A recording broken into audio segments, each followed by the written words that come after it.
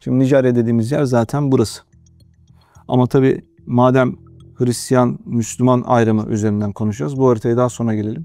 Öncelikle şu harita üzerinden biz ilerlemeye çalışalım. Şimdi burada baktığımız zaman işte Hristiyanların özellikle maviyle işaretli olan bölgelerde yaşamış olduğunu görüyoruz. Koyu mavi olan kısımlarda çok daha yoğun Hristiyan nüfusunun olduğunu bizim burada ifade etmemiz gerekiyor.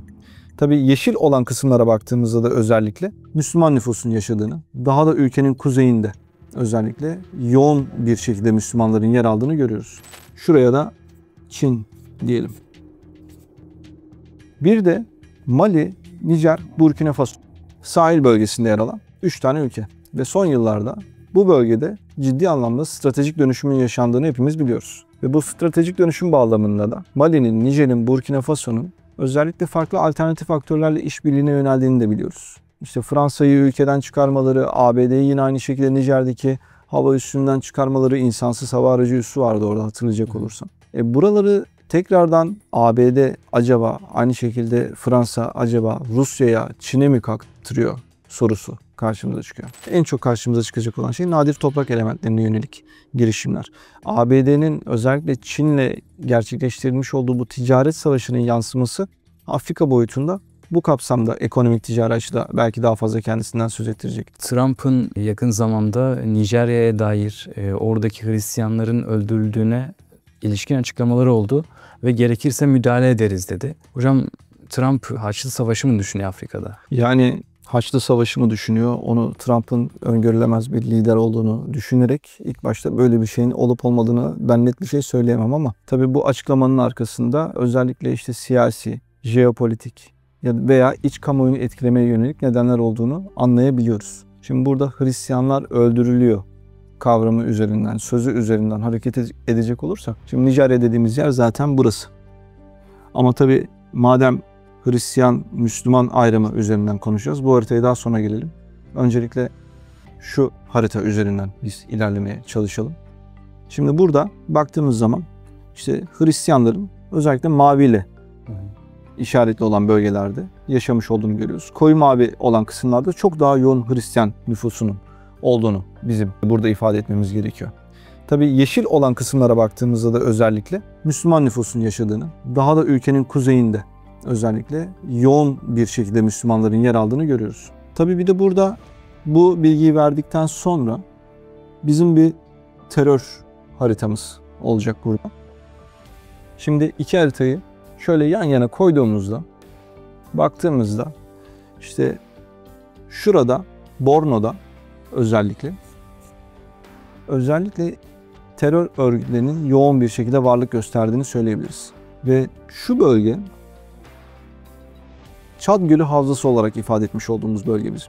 Ve burada zaten büyük terör örgütleri açısından, yani terör örgütleri açısından büyük sayılarla insanların olduğunu, teröristlerin olduğunu söylememiz gerekiyor. Yine buraya baktığımızda işte çetelerin varlığının şu 5, 6, 7 gibi noktalarda, işte Ensaru'nun olduğu noktalarda, ki Ensaru dediğimiz yerde zaten 100-200 civarında maksimum terör örgütü üyesinin olduğu biliniyor. İşte yine baktığımızda bir numaraya baktığımızda bu Cenim'i görüyoruz ama bu daha çok işte Nijer sınırında, Benin'in kuzeyinde yer alıyor. Buranın çok fazla işte Nijerya ile alakasının olmadığını da söylememiz gerekiyor. Ama Ensaru kim tam olarak? Ensaru dediğimiz yapı aslında yani çok eser miktarda Nijerya'nın içerisinde yer alan bir terör örgütü olarak kendisini ifade ediyor. Yani. Tabii yerel anlamda. Bağlantısı var mı? Yani burada terör örgütlerinin her zaman bağlantıları söz konusu olabilir. Yani burada istikrarsızlık çıkarmak isteyen veya farklı ajandalarla, farklı gündemlerle bu ülkede bir takım işler yapmak isteyen yabancı aktörler olabilir veya ülke içerisindeki farklı gruplar olabilir. Burada harekete geçirebilecek olduğu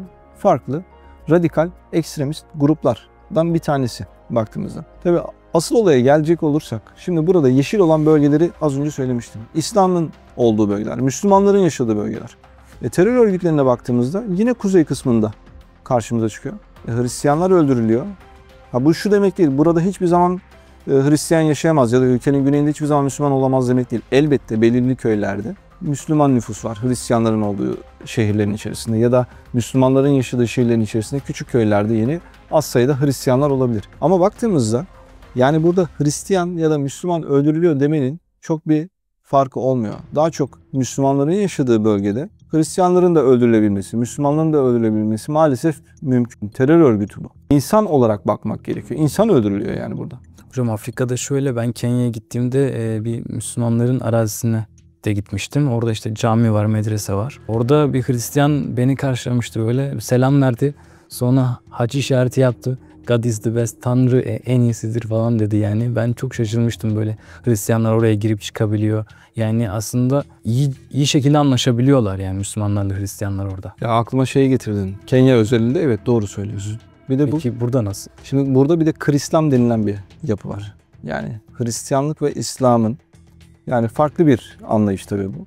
Burada Krislam anlayışı günümüzde kurumlar üzerinden belki bir şeyler yapılıyor burada. Yani hem İslam anlayışının getirmiş olduğu çeşitli inanç durumlarını, ibadet durumlarını, işte cuma günü cumaya gidelim, pazar günü de kiliseye gidelim şeklinde belirli anlayışların yaşandığı bir ülkeden bahsediyoruz. Senin söylediğin Kenya örneği aslında bu noktada Nijerya'daki o Krislam inancına yönelik, o inanca mensup olan insanları benim aklıma getirdi. Yani burada beraber yaşayabilen bir toplumdan bahsediyoruz ki Nijerya'nın nüfusu 235 milyon ve 235 milyonun içerisinde yaklaşık 105-106 milyon Hristiyan var. Geriye kalan 130 milyonun kısmı da Müslüman. Yani buradaki insanların mecburen zaten birbiriyle etkileşim halinde olması söz konusu. Hocam bir de sadece Nijerya'da değil, mesela başka ülkelerde de, Kamerun veya Mozambik'te Hristiyanların öldürüldüğüne dair haberler çıkıyor. Ama Trump neden özellikle Nijerya'yı vurguladı? Ya Salih, şimdi baktığımız zaman işte genel çerçevede biz asıl haritamıza dönelim.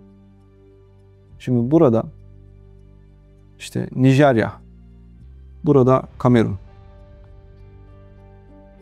burada Nijer, işte burası Burkina Faso. Hemen üst tarafta da sen söyle. Mali. Şimdi baktığımızda ki burada da işte şöyle çizelim, Benin bulunuyor.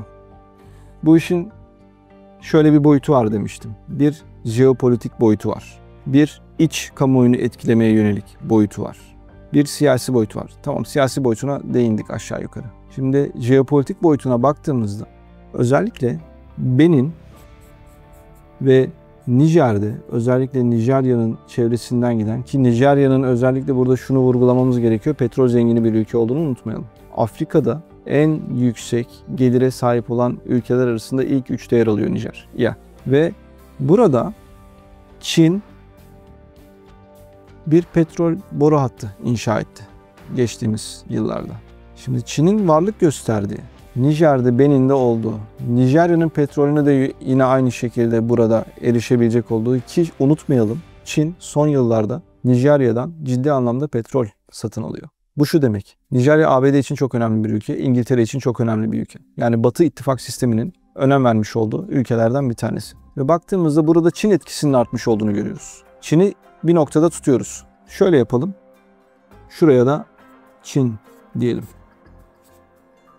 Bir de Mali, Nijer, Burkina Faso sahil bölgesinde yer alan 3 tane ülke. Ve son yıllarda bu bölgede ciddi anlamda stratejik dönüşümün yaşandığını hepimiz biliyoruz. Ve bu stratejik dönüşüm bağlamında da Mali'nin, Nijer'in, Burkina Faso'nun özellikle farklı alternatif aktörlerle işbirliğine yöneldiğini de biliyoruz. İşte Fransa'yı ülkeden çıkarmaları, ABD'yi yine aynı şekilde Nijer'deki hava üssünden çıkarmaları, insansız hava aracı üssü vardı orada hatırlayacak olursan. Buraları tekrardan ABD acaba, aynı şekilde Fransa acaba Rusya'ya, Çin'e mi kaktırıyor sorusu karşımıza çıkıyor. Şimdi de burada Rusya var. Şimdi baktığımızda Çin, Rusya bölgedeki etkisini artırıyor mu? Artırmaya yönelik bir girişim var. Nijerya bu noktada Çin'le enerji boyutu bağlamında bir yere sahip mi? Kesinlikle evet. Nijerya'yı çevreleyen bir petrol boru hattı var mı? Var. Şimdi Trump bu noktada aslında ekonomi açısından, ticaret açısından oldukça kendi dış politika mentalitesinde doğru bir iş yapıyor. Bir de unutmayalım, önümüzdeki yıl ABD'de bir ara seçim olacak. Ve Trump'ın en büyük oy kitlesi Hristiyan, muhafazakar kesim. Şimdi burada Hristiyanlar öldürülüyor söylemi ortaya atılıyorsa, iç kamuoyunda Hristiyan muhafazakar gruptaki insanların oylarını almaya yönelik bir durum da ortaya çıkacak. Yani ben Hristiyanların hamisiyim tavrı takınıyor. Aynen öyle. Ben Hristiyanların hamisiyim. Dünyada Hristiyanları ben koruyorum. Nerede olduğunun bir önemi yok. Amerika'da da olsa, Afrika'da da olsa veya farklı kıtalarda da Hristiyanlar varsa bunu ben koruyorum diyerek iç politikada kendi siyasi amaçları uğruna böyle bir söylem üretmiş olduğunu ben düşünüyorum. Tabii bir de burada farklı boyutlar var. Şimdi baktığımızda işte Cezayir'in karşımıza çıktığını görüyoruz. Şimdi Cezayir'de doğalgaz açısından oldukça önemli bir ülke. İşte Nijerya'dan Nijer'e ben şöyle düz bir hat çizeceğim. Yukarı kısımda da zaten Akdeniz var. Cezayir'in Akdeniz'e çıkışı var. Burada yine büyük bir proje var. Petrol boru hattı, özellikle işte enerji boru hattı olarak ifade edebileceğimiz bir durum söz konusu. Şimdi burada önemli bir proje var. Trans-Sahra boru hattı projesi. Şimdi buradan işte hem Nijerya'nın enerji rezervleri hem işte Nijer'den hem Cezayir'den geçerek Avrupa'ya dağıtılacak olan bir hat. Ve Cezayir'in yine baktığımızda özellikle Fas'la ciddi problemleri var. İşte burada yine Batı Sahra sorunu karşımıza çıkıyor. Şimdi böyle bir durum bizim karşımıza bulunuyor. Burada da işte Moritanya. Şimdi buraya baktığımızda Cezayir ile Fas arasında bir kriz durumu var. Cezayir ile Fas arasında yaşanan bu krizde işte ABD'nin devreye girmesi yine söz konusu oldu. Hani biz girelim bu sorunu çözelim dedi. Cezayir yok dedi.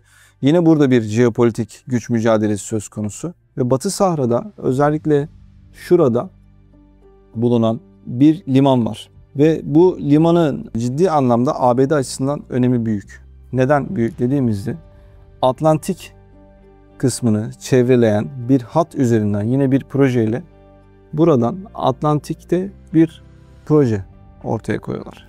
Bu da yine enerji odaklı bir proje. Ticaret amacıyla ortaya konulan, ekonomi amacıyla ortaya konulan bir proje. Dolayısıyla baktığımızda Nijer ya da sahil bölgesinde yer alan Sahil Devletleri İttifakı üyesi olan ülkeler, Cezayir, Fas, bütün bu ülkelerin aslında bir noktada ABD, Çin, Rusya, Fransa ve diğer işte küresel aktörler üzerinden okunduğu zaman bir çatışma sahasına dönmüş olduğunu ifade etmemiz gerekiyor. Çatışma sahası demişken hocam özellikle ben sosyal medyada son zamanda görüyorum. Mali'de başkent kuşatılıyor, abluk altına alınıyor. Sizce bunlar doğru mu yani? Mali'de bir rejim değişikliği olur mu? Yani şöyle söyleyeyim, bir kere rejim değişikliği olur mu olmaz mı sorusunun cevabını yine net bir şekilde vermemiz çok mümkün olmaz. Yani bunu bizim önümüzdeki günlerde izleyip gözlemlememiz gerekecek. Ama şöyle bir gerçek var. Özellikle El-Kaide unsuru ve El-Kaide'nin farklı fraksiyonlarının Mali'de ciddi anlamda etkisini arttırmış olduğunu görüyoruz. Özellikle başkent Bamako'da. Bamako'nun batısında yine devletin burada ciddi anlamda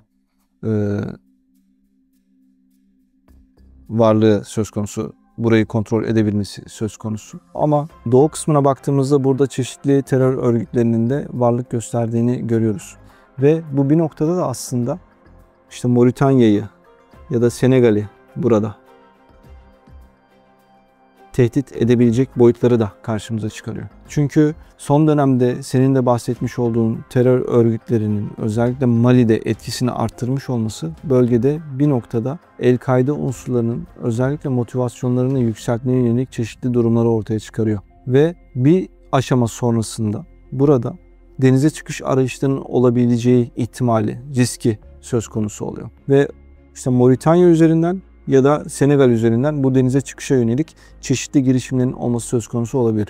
Ve unutmayalım burada Mali, Nijer, Burkina Faso bir ittifak kurmuş durumda. Ve bu noktada yine aynı şekilde terör örgütleriyle mücadelede beraber hareket edebilen bir yapıyı da ortaya çıkarıyor bu üç ülke. Ama üç ülkede bu durumdan muzdarip. Evet yani terör örgütlerinin bu noktada işte az önce bahsetmiş olduğum Çin, Rusya, ABD, işte Fransa gibi ülkelerin boyutları da önemli. Şimdi ilk başta Fransa'ya bakalım. Fransa zaten bu bölgede uzun yıllar boyunca varlık gösterdi. Ve bir şekilde bugün Fransa'nın bölgeden uzaklaştırıldığını görüyoruz. Bu ülkelerin artık Fransa ile çalışmak istemediğini görüyoruz. Ve aynı zamanda Fransa'nın buraya tekrardan geri gelmeye yönelik çeşitli girişimlerin olduğunu sahadaki eylemler üzerinden okuyabiliyoruz. İşte Fransa'nın yine iddialar üzerinden konuşmak gerekirse farklı terör örgütlerine veya farklı isyancı gruplara destek verdiğine yönelik çeşitli iddialar ortaya atılıyor. Şimdi bunu Fransa neden yapıyor? Evet, bölgeye gelmek istiyor ama aynı zamanda bölgede Rus etkisini kırmak istiyor. Aynı zamanda ABD'nin yine burada Rusya ile Çin'e bir mücadele durumunda avantajlı konuma getirmek istemesi söz konusu kendisini. Yine Fransa'nın burada özellikle işte Nijer'de ya da Cezayir üzerinde bir etik kurmaya çalışması söz konusu. Yani bunların her birisini bir araya getirdiğimizde Fransa açısından bölgeden hala ayrılmamaya yönelik büyük bir direnç olduğunu anlamamız gerekiyor. Fransa sahadayken ve sonrasında yani bu devletler tarafından kapı dışı edildikten sonraki durum ne yani? Önceden nasıldı? Bu örgütlerin kontrol alanları nasıldı? Şimdi nasıl? Ya burada şunu söylemek gerekiyor Salih. Çok aslında bu Fransa'yla ilgili bir durum mu? Onu bir tartışmak gerekiyor. Yani terör örgütlerinin kapasitesi ne kadar burada büyük? Ne kadar terör örgütleri burayı kontrol edebilecek insan kaynağına sahip mi? Veya böyle bir güçleri var mı? Baktığın zaman ben Mali'de El-Kaide unsurlarının bütün Mali'yi kontrol edebileceğini düşünmüyorum. Yani böyle bir kapasitenin olduğunu düşünmüyorum. Peki ama amaç ne? Ekonomik ve ticari anlamda hatları ellerine geçirmek. Yani güçleri ne kadar boyuttaki bu başkenti abluk altına alabilecek pozisyona gelebildiler. Yani Mali ordusu veya onunla birlikte iş tutan Rusya Wagner'i mesela tasfiye etmişti. Sonra Afrika Kolordusunu getirdi. Yani engelleyemiyorlar mı her ikisi de? Yani şu aşamada çok net bir şekilde engelleyemediğini söyleyebiliriz. Yani bunu açıkça zaten sahadaki saldırılara karşı ya da Mali ordusu elbette çeşitli anlamlarda önemli ilerlemeler kaydetti. Ama burada Rusya'nın desteğiyle net bir şekilde ele geçirilen bir bölge olduğunu ya da yine Rusya'nın desteğiyle bir bölgede kurtarılma durumunun yaşanıp da o bölgedeki o kurtarılmanın devam ettiği ve devletin varlığının orada çok ciddi bir şekilde artmış olduğunu ben görmedim açıkçası. Dolayısıyla burada Mali'nin ya da işte diğer Sahel devletleri ülkelerinin terörle mücadelesinde çok daha farklı aktörlerle işbirliği yapması söz konusu oluyor. İşte insansız hava araçlarına Türkiye ile bir savunma güvenlik askeri işbirliği anlaşması var. Türkiye'nin burada terörle mücadele konusunda vermiş olduğu tecrübe aktarımları var, destekler var. Yani burada tabii unutmadan yine aynı şekilde Mali ile Cezayir arasında bir azavat durumunun olduğunu yine karşımıza koymamız gerekiyor. Ve yine aynı şekilde burada özellikle şu bölgede veya işte şu bölgede hem El-Kaide unsurlarının yine aynı şekilde bu bölgede de terör örgütlerinin yoğun bir şekilde faaliyet gösterdiğini ve buna yönelik burada hani az önce bahsettik ya Nijer, Mali, Burkina Faso'nun terörle mücadelede işbirliği yaptı. Bu daha çok sınır bölgelerinde gerçekleşiyor. Yani Mali'nin Bamako tarafında ne kadar Burkina Faso askerinin, ne kadar Nijer askerinin olduğunu sorarsan çok fazla yok derim ben. Ya öyleyse yani Batı Afrika'da sınırlar çok geçirgen. Zaten bu Libya'da Kaddafi devrildikten sonra oradan kalan silahların hep bu Mali'ye götürüldüğü, gönderildiği, satıldığı söylenmişti. Yani Mali'deki o gruplar. Tabii yani öyle iddialar var. Sadece o değil. Hatta Sudan'daki hızlı destek kuvvetlerinin özellikle işte Darfur'da faaliyet gösterdiğini biliyoruz. Ve hakeza burada işte Hartum'a Mayıs 2025 öncesindeki süreçte hakim olduklarında oradan çalmış oldukları araçları yine burada Çad üzerinden veya Libya üzerinden Nijer'e, Mali'ye, Burkina Faso'ya göndermiş olduklarına dair çeşitli veriler var. 4x4 araçların. Yani hem Libya'dan hem Sudan'dan bu bölgeye yönelik terör örgütlerini besleme amacıyla işte hem hızlı destek kuvvetleri Sudan'daki hem Libya'daki diğer aktörlerin de bölgeye istikrarsızlığı yaymış olduğu da aslında söz konusu. Hocam son olarak Batı Afrika özelinde kısa veya orta vadede hatta ileri vadede güvenlik açısından, ekonomik açıdan Amerika-Çin rekabeti açısından ne görüyorsunuz? Ne öngörüyorsunuz? Ya bir kere artık nadir toprak elementlerinin adını çok fazla duyacağız. Yani baktığımız zaman bu hem Nijerya özelinde hem uranyum özelinde Nijer'de ya da işte Mali'de altın rezervleri bağlamında veya işte Burkina Faso'da hakeza yine madenler bağlamında bölgesel, küresel güç rekabetlerinin olmamasını beklememiz çok beklenen bir durum aslında. Dolayısıyla burada da yine bütün Batı Afrika'yı kapsayacak şekilde ele aldığımızda en çok karşımıza çıkacak olan şey nadir toprak elementlerine yönelik girişimler. ABD'nin özellikle Çin'le gerçekleştirilmiş olduğu bu ticaret savaşının yansıması Afrika boyutunda bu kapsamda ekonomik ticari açıda belki daha fazla kendisinden söz ettirecek. Ama güvenlik açısından baktığımızda işte özellikle şu bölgede El-Kaide unsurlarının ya da işte Çad Gölü Havzası'nda DAEŞ varlığının ya da işte İSWAP'ın Boko Haram'ın veya işte ISGS'nin, yani bunların her biri, ISGS dediğimiz Islamic Sahara Greater, yani Büyük Sahra İslam Devleti, Islamic States Great Sahara ya da ISWAP dediğimiz Batı Afrika eyaleti, DAEŞ'in yine aynı şekilde karşımıza çıkıyor. Yani DAEŞ ve farklı fraksiyonlarının ya da Boko Haram'ın ya da Boko Haram'ın içerisinden çıkan farklı fraksiyonların yine aynı şekilde özellikle Çad Gölü Havzası'nda daha fazla güvenlikleştirmeye yönelik politikalarda kendisinden bahsedeceğini söylememiz mümkün. Teşekkürler hocam katkınız için. Rica ediyorum.